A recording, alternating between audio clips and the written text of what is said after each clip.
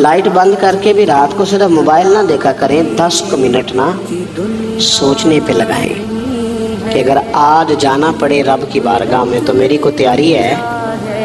थोड़ा सा अपने ऊपर गौर करें। मैं आपसे अर्ज करूं, एक टाइम पे बंदा बिल्कुल अकेला रह जाता है, बिल्कुल।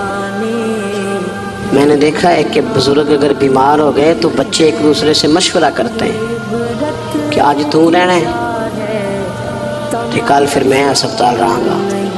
टाइम कोई नहीं है लोगों के पास, वक्त कोई नहीं। मैं जनाजों पे जाता हूँ, मैं देखता हूँ कि लोग कहते हैं देर ना करो जी, मेहमान दूर दूर से आए हुए, रोटी खा के वापस जाना है। नहीं ये पूछता कोई भी। ख़त्म हो आओ पईयां दिस दियां जे कबरां जिन्हां ते फुल पे, उधरों कोई भी नहीं आमदा, इधरों ते लखां गए। कोई बड़े बड़े नामी गिरामी लोग थे, हमसे ज़्यादा इश्तिहार छपते थे, बड़े रौले थे, किधर हैं वो आज? ख़त्म हो गई बात।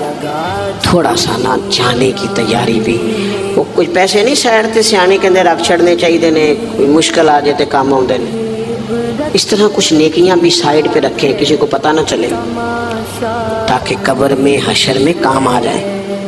कुछ चीज़ें साइड पे, मेहरबानी करो। इतना ज़्यादा दूसरों के लिए जीना, हर वक्त दूसरों की बात करना, अपने आप को टाइम दो। हज़रत उमर फरमाया करते थे अपना हिसाब कर, इससे पहले कि अल्लाह तेरा हिसाब करे। अपना हिसाब कर, कुछ ड्यूटी करे, कोई थोड़ा थोड़ा काम करे।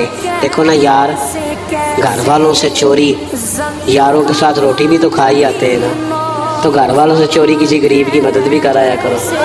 हर शय घर बतानी ज़रूरी है। घर वालों से चोरी, मोबाइल भी तो लेते हो ना, तो चलो घर वालों से चोरी, अपनी कब्र के लिए भी कुछ है खरीद लो। थोड़ी सी मेहनत करें, थोड़ी सी तवज्जो करें, और जो नमाज नहीं पढ़ता वो आज से शुरू कर ले।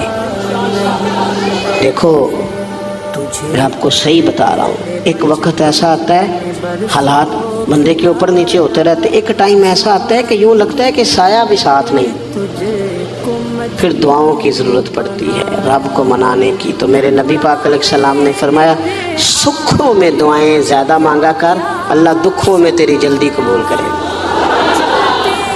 अल्लाह के हुजूर हाज़री देने का मिजाज बनाएं, अपने आप को रब से जोड़ें, कोई खैर इकट्ठी करने की कोशिश करें।